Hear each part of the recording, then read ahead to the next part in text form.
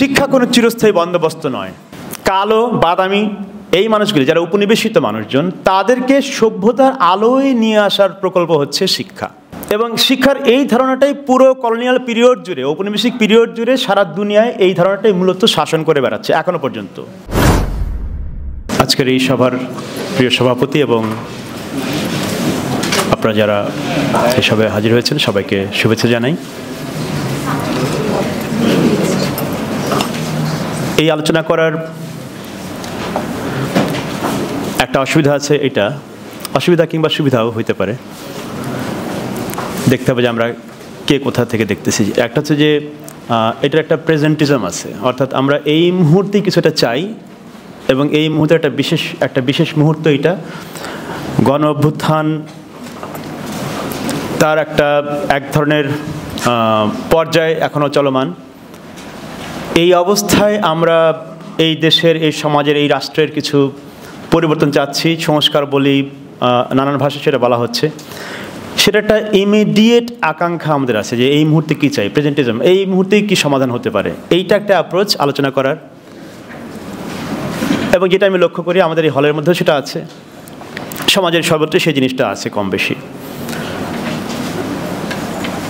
আরেকটা যদি বলি সেটা হচ্ছে যে আমাদের এই আকাঙ্ক্ষার ধরনটার মধ্যে যেটা এবারের এই গণ অভ্যুত্থানের মধ্যে অনেকটা পরিষ্কারভাবে হাজির হচ্ছে, সেটা হচ্ছে যে একটা লিবারাল ডেমোক্রেটিক আকাঙ্ক্ষা, উদার গণতান্ত্রিক আকাঙ্ক্ষা। এই সমাজ এবং রাষ্ট্রকে আমরা এক ধরনের গণতান্ত্রিক মডেলে নির্মাণ করতে চাচ্ছি। এইটা একটা বিশাল একটা অংশের এই সমাজের ভঙ্গিটা, চাওয়ার ভঙ্গির মধ্যে হাজির আছে। প্রশ্ন আসে দুইটা এই জায়গা থেকেই, এই দুটো পয়েন্ট থেকে। একটা হচ্ছে যে প্রেজেন্টিজম দিয়ে কি আমাদের সমাধান হয় কি না। কারণ আমরা যেই বর্তমানের মধ্যে হাজির থাকি সেই বর্তমানটা কেবলই বর্তমানের বিষয় নয়, এটা একটা জটিল, গভীর, ঐতিহাসিক, সামাজিক প্রক্রিয়ায় একটা নির্মিত বর্তমান। ফলে ওই নির্মিত বর্তমানের প্রক্রিয়াটাকে নজর না করে আমরা এই বর্তমানে কোনো কিছু আকাঙ্ক্ষা করতে পারি না। যেমন পারি না আমরা এই মুহূর্তে বাংলাদেশে একটা পশ্চিমা মডেলের লিবারাল ডেমোক্রেসি চাইতে, কিন্তু আমাদের আকাঙ্ক্ষার মধ্যে সেগুলো হাজির হয়। এই হাজির হওয়ার প্রক্রিয়াটা কি? এই হাজির হওয়ার প্রক্রিয়া হচ্ছে একটা বিশেষ ধরনের ডিজায়ার, একটা বিশেষ ধরনের বাসনা আমাদের মধ্যে তৈরি হয়েছে, যেটা পশ্চিমা এনলাইটেনমেন্ট যেটাকে আমরা বলি, আলোকায়ন প্রকল্প, তার যে বিশ্বব্যাপী প্রভাব, উপনিবেশ এবং ঔপনিবেশিক আমাদের শাসন প্রশাসন এবং তার যে জ্ঞানতাত্ত্বিক সাংস্কৃতিক পরিগঠন বিশ্বব্যাপী ঘটলো, সেইটার মধ্যে দিয়ে আমরা এরকম একটা আকাঙ্ক্ষার দিকে হাজির হচ্ছি। সমস্যা হচ্ছে আমরা কি আমাদের কনটেক্সটে, এই প্রেজেন্ট কনটেক্সটে কীভাবে আমরা সেরকম একটা আদৌ ওরকম একটা উদার গণতান্ত্রিক সমাজ, রাষ্ট্র পশ্চিমা মডেলের নির্মাণ করতে পারি কিনা। এটা একটা তাত্ত্বিক প্রশ্ন, সামাজিক এবং রাজনৈতিক প্রক্রিয়াগত প্রশ্ন। সেইখান থেকে আমি বরং কয়েকটা কনসার্ন আপনাদেরকে শেয়ার করি। আজকে এটার কোনো ফল পাবেন না, যারা ফিরে যাবেন ভাবনাটা নিয়ে, সেটা আশা করব। এবং আজকের এই আলোচনাতে সেই দিক থেকে আমার খুব গভীরভাবে দেওয়ার কোনো ইনপুট নাই। সাধারণভাবে অনেক কিছুর সঙ্গে আমি একমত যেখানে এই প্রস্তাবগুলো দেওয়া হচ্ছে। বিশেষ করে যা আছে তার আরও অধিকতর গণতন্ত্রায়ন করার জন্য যে প্রস্তাবগুলো এই আজকের আলোচনাপত্রে উত্থাপন করা হলো, এই সবগুলোর সঙ্গে আমি কম বেশি মোটা দাগে একমত। আমার কনসার্নটা ভিন্ন, সেই কনসার্নটা আমি শেয়ার করতে চাচ্ছি। আশা করি আপনারা সেটুকু ধৈর্য ধরে শুনবেন। শিক্ষা কোনো চিরস্থায়ী বন্দোবস্ত নয়। শিক্ষা কোনোদিনই চিরস্থায়ী বন্দোবস্তের ব্যাপার নয়, এবং এটা সবসময় খুব রিস্কি এবং এটা সবসময় ফেইল করতে থাকে, আংশিকভাবে হলেও ফেইল করতে থাকে। এই কথা কেন বললাম আমি আপনাদেরকে বলি। আমাদের ধারণা হয় যে শিক্ষা একটা খুবই পুত পবিত্র একটা প্রক্রিয়া মনে হয়, ইতিহাসে এর মধ্যে কোনো রং নাই, কোনো রাজনীতি নাই, ইত্যাদি ইত্যাদি। কিন্তু এটা একদমই ঠিক কথা নয়। আপনাদের যাদের রুশোর কথা জানা আছে, এনলাইটেনমেন্টের দার্শনিক রুশো, তার যে শিক্ষার আইডিয়াটা, কনসেপ্টটা, সেটা কি মূলত যে যারা ইনফেরিয়র রেস, কালো বাদামি এই মানুষগুলি যারা উপনিবেশিত মানুষজন, তাদেরকে সভ্যতার আলোয় নিয়ে আসার প্রকল্প হচ্ছে শিক্ষা। এবং শিক্ষার এই ধারণাটাই পুরো কলোনিয়াল পিরিয়ড জুড়ে, ঔপনিবেশিক পিরিয়ড জুড়ে সারা দুনিয়ায় এই ধারণাটাই মূলত শাসন করে বেড়াচ্ছে এখনো পর্যন্ত। আমরা আলোকিত হব, পশ্চিমা চিন্তা কাঠামো দিয়ে চিন্তা করতে শিখব, এটার নামই হচ্ছে আধুনিক শিক্ষা। এবং এই আধুনিক শিক্ষাটা পরবর্তীকালে যে ঔপনিবেশিক বর্ণবাদী পুঁজিতান্ত্রিক একটা বিশ্ব ব্যবস্থা তৈরি হলো, তার যে শ্রমবাজার, সেই শ্রমবাজারে আমরা কী করে ফিট ইন করব, আমাদের সেই স্কিল, সেই ক্যাপাসিটি আমরা বিল্ড করার জন্যে আমাদের শিক্ষার মডেলিংটা শুরু করলাম। এক্স্যাক্টলি একদম এটা কলোনিয়াল পিরিয়ডে শুরু হয়, এই বেঙ্গলেও শুরু হয় সেটা, এবং এখনও সেটাকে আমরা কোনো না কোনো ফর্মে ওই যে কলোনিয়াল রেশিয়াল ক্যাপিটালিস্ট অর্ডার, একটা ঔপনিবেশিক পুঁজিতান্ত্রিক একটা বিশ্ব ব্যবস্থা, তার যে শ্রমবিভাজন, সেটার মধ্যে আমরা কোনোভাবে জায়গা করে নিতে চাই। এর বাইরে আমাদের আধুনিক শিক্ষার দর্শনের মধ্যে আমাদের আর কিছু নতুন কিছু আসে নাই।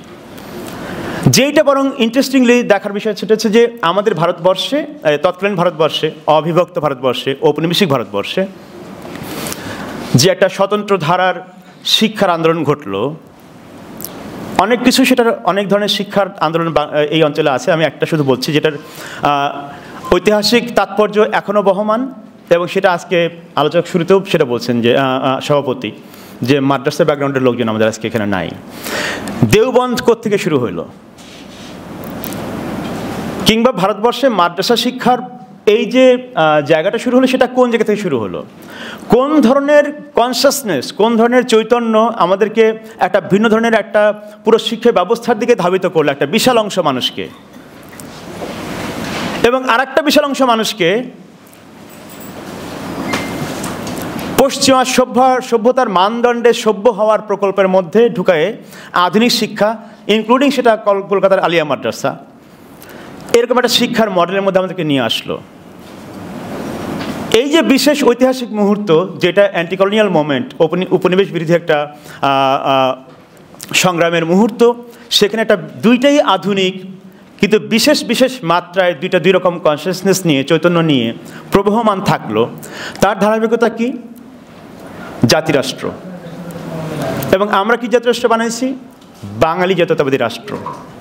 এবং এই জাতীয়তাবাদী রাষ্ট্রটা কোন শ্রেণীর আকাঙ্ক্ষা ধারণ করে? উঠতি বুর্জোয়া মধ্যবিত্ত শ্রেণীর আকাঙ্ক্ষা।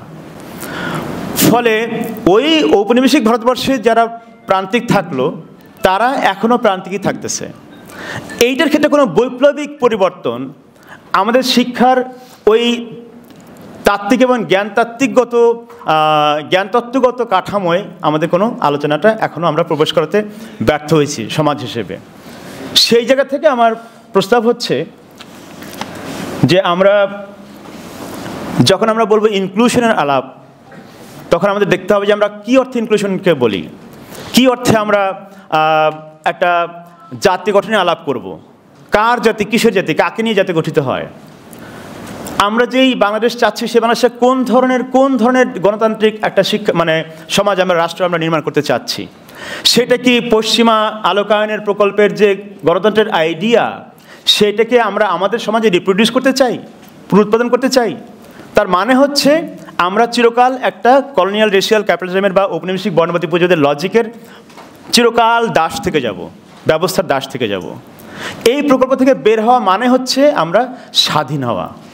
এই প্রকল্প থেকে বের হওয়া বা এই প্রকল্পকে চ্যালেঞ্জ করা, কন্টেস্ট করা, নেগোশিয়েট করা মানে হচ্ছে স্বাধীনতা, তুলনামূলক স্বাধীনতা। সেইখান থেকে আমাদের শিক্ষার একটা ওই অর্থে গণতান্ত্রিক চেহারা নির্মাণ করার কথা আমাদের ভাবা দরকার। সেটা এক ধরনের জ্ঞানতাত্ত্বিক ডিসঅবিডিয়েন্স বা এক ধরনের বলা যায় যে অসহযোগ আন্দোলন, এবং সেটা গণতান্ত্রিক আন্দোলন। সেইখান থেকে আমাদের যে এখনকার যে বাংলাদেশ, সেই বাংলাদেশের জন্য আমরা কিভাবে একটা সার্বজনীন শিক্ষার মডেল হাজির করতে পারি, সেইটা দেখা দরকার। যে সেই শিক্ষাটা কি এই পুঁজিতান্ত্রিক গ্লোবাল অর্ডারের একটা কি বলে যে পাইক পেয়াদা সাবঅর্ডিনেট শ্রমিক মাত্র উৎপাদন করার প্রক্রিয়া হবে আমাদের এটা, নাকি এই পুরো বিশ্ব ব্যবস্থা, এই সমাজ, এই ইতিহাসকে চিনতে সক্ষম এবং নতুন সমাজ, নতুন দুনিয়া কল্পনা করতে সক্ষম, সেরকম ইমাজিনেটিভ, নট ইনস্ট্রুমেন্টাল কারিগরি এবং যান্ত্রিক শিক্ষার প্রক্রিয়া নয়, কল্পনার সৃষ্টি করতে পারে, সাহসী কল্পনার সৃষ্টি করতে সাহায্য করতে পারে, সেরকম একটা শিক্ষার ব্যবস্থা, সেরকম একটা শিক্ষার মডেল আমরা নির্মাণ করতে চাই। সেই দিক থেকে আমি মনে করি যে তাহলে আমাদের শিক্ষার মধ্যে দুটো চ্যালেঞ্জ হাজির হয়। একটা হচ্ছে পেডাগজিক্যাল, বা আমি বাংলা বলি যে শিক্ষা সাধনা পদ্ধতি, আর একটা হচ্ছে তার কারিকুলাম এবং অন্যান্য পলিসির আলাপ। পেডাগজিক্যালি দেখলে আমাদেরকে, বা শিক্ষা সাধনার পদ্ধতি জায়গা থেকে দেখলে আমাদেরকে অবশ্যই শিক্ষাকে কেবলমাত্র পলিসি এবং স্কুল এবং বিল্ডিং এবং এমপ্লয়মেন্ট এবং স্কিলের আলাপ দিয়ে করলে হবে না। এটা একটা সামগ্রিকভাবে আমাদের সমাজ চৈতন্যের একটা পরিবর্তনের সংগ্রাম হিসেবে দেখা দরকার, এবং সেইটা কেবলমাত্র কারিকুলামের ব্যাপার হতে পারে না। এটা অনেক বেশি সামাজিক এবং রাজনৈতিক প্রক্রিয়া হিসেবেই পেডাগজিকে দেখা বা শিক্ষা সাধনার পদ্ধতি দেখা। এবং সেইখান থেকে যদি আমরা দেখতে পারি তাহলে আমরা এই যে ঔপনিবেশিক বর্ণবাদী সভ্যতার যে শিক্ষার ধারণা, যেটা আমাদেরকে একটা বিশেষ ধরনের বাইনারি একটা সিস্টেম দিয়ে বা একটা জোর বিপরীত সিস্টেম দিয়ে জগৎ চিন্তা করতে শেখায়, বাইনারি লজিক দিয়ে, তার বাইরে আমরা বের হতে পারবো। একটা পশ্চিমা এই ঔপনিবেশিক বর্ণবাদী সভ্যতার যে ভিত্তিগত যুক্তিগুলো, সেগুলোকে নেগোশিয়েট করতে পারবো, চ্যালেঞ্জ করতে পারবো। একটা ভিন্ন রকম একটা ওই অর্থে যেটাকে আমরা আমাদের আকাঙ্ক্ষার যে গণতন্ত্র, সেটা কেবলমাত্র ভোটের ব্যাপার নয়, সেটা কেবলমাত্র পার্লামেন্টে কটা কার সিট আছে সেটা নয়, এটা একই সঙ্গে জ্ঞানতাত্ত্বিক এপিস্টেমিক একটা একটা উপনিবেশনের প্রকল্প, একটা গণতন্ত্রায়নের প্রকল্প। এই গণতন্ত্রটা অবশ্যই পশ্চিমা এনলাইটেনমেন্টের আপার ক্লাস, সাদা, ফিমেল, মেল, ক্রিশ্চিয়ান যে মানুষের ধারণা, ইন্ডিভিজুয়াল মানুষের ধারণা, তার বাইরে আরও অন্যরকম মানুষের ধারণা। সেই মানুষের ধারণা নিয়ে আমাদের এই অঞ্চলে বিপুল কাজ আছে, সারাদিনে আরও অন্য প্রান্তে বিপুল কাজ আছে। শুধু তাই না, শিক্ষা এই ব্যাপারটা নিয়েই এই রুশোভিয়ান বা রুশোর এই যে সিভিলাইজিং মিশনের যে শিক্ষার ধারণা, এই ধারণার এই মডেলের বাইরে আরও বহু রকম শিক্ষার তত্ত্ব, সাধনা, চর্চা আমাদের এই অঞ্চলে আছে, সারা দুনিয়াতেই আরও বহু প্রান্তে সেটা আছে। সেগুলোর সন্ধান করার মধ্য দিয়ে সেগুলোকে আমাদের এখানকার পেডাগজিক, কারিকুলামগত এবং পলিসিগত জায়গায় সেগুলোকে আমরা কী করে হাজির করতে পারি, সেটা একটা সামাজিক রাজনৈতিক চ্যালেঞ্জ। সেটা নেওয়াটা আমি মনে করি খুব জরুরি। তার মধ্যে দিয়ে কেবলমাত্র আমরা আমাদের সমাজে চলমান যে সমস্যাগুলো আছে, আদিবাসীদেরকে অন্তর্ভুক্ত করার সমস্যা, চ্যালেঞ্জ, মাদ্রাসা কমিউনিটিকে অন্তর্ভুক্ত করার চ্যালেঞ্জ, লিঙ্গ বৈচিত্র্যের মানুষদেরকে ইনক্লুড করার চ্যালেঞ্জ, এই সব সহ আমরা একটা ওই অর্থে অন্তর্ভুক্তিমূলক ন্যায় ইনসাফের গণতান্ত্রিক শিক্ষার নীতির দিকে আমরা আলাপটা আগাতে পারি। তো এই কথা বলে আমি আবারও আপনাদের সবাইকে ধন্যবাদ জানিয়ে আজকে এই আলোচনা উদ্যোগ নেওয়ার জন্য আমাদের পাঠশালাকে ধন্যবাদ জানিয়ে শেষ করছি। ধন্যবাদ।